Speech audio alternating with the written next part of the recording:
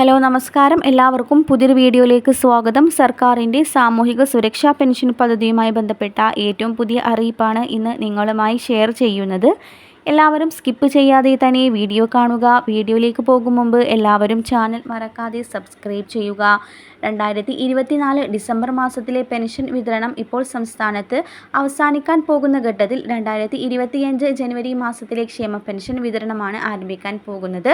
ജനുവരി മാസത്തിലെ ക്ഷേമ പെൻഷൻ വിതരണം ചെയ്യുന്നതിൻ്റെ ഭാഗമായി 850 കോടി രൂപ അനുവദിക്കുമെന്ന് ധനമന്ത്രി നേരത്തെ തന്നെ വ്യക്തമാക്കിയിരുന്നു.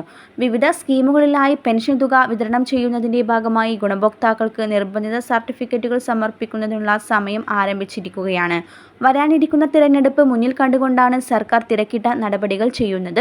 എന്നിരുന്നാലും പെൻഷൻ ഗുണഭോക്താക്കൾക്ക് വളരെയധികം സന്തോഷം നിറഞ്ഞ മറ്റൊരു അറിയിപ്പ് എന്തെന്നാൽ പെൻഷൻ ഗുണഭോക്താക്കൾക്കുള്ള കുടിശ്ശിക പെൻഷൻ തീർത്ത് വിതരണം ചെയ്യാൻ സർക്കാർ ഒരുങ്ങുകയാണ്.